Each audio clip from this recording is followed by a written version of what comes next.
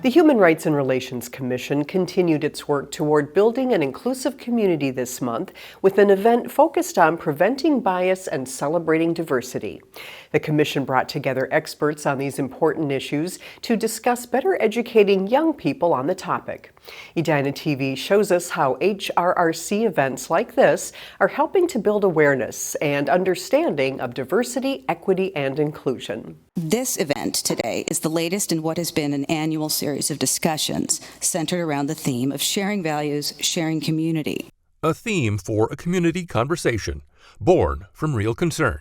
How do you stop things from happening where people are the victims of bias or hateful comments are directed people's way because of identity? A problem seen too frequently on social media and in school hallways.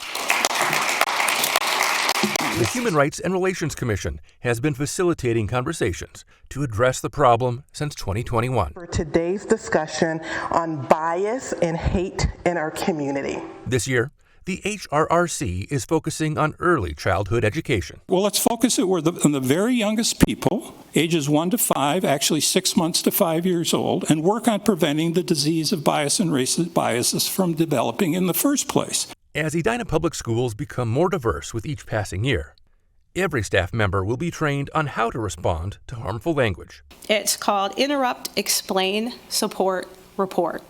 So interrupt is really when you hear something, just interrupt it. This year, a position was filled to support multilingual students and create an environment where all students can thrive. We are bringing in language for teachers and principals to look at their own biases, look at the system, ask the question, why do we do this? Is this really working for all of our families? So that we can help to educate our students. We are all much more alike than we are different. Anthony Walsh, the author of Hockey is for Everybody, made strong cross-cultural connections in his youth. You had young people that could look at each other and see each other as human beings because we had a common goal. And now, creating connections requires a conversation. And this does not only happen in hockey, and happen in many other sports too. People want to learn more. They want to know how to appreciate the diversity that's coming into our community, that's growing in our community. A community the HRRC is working to make inclusive, where bias has no home. I'm Dan Carpenter for Edina TV.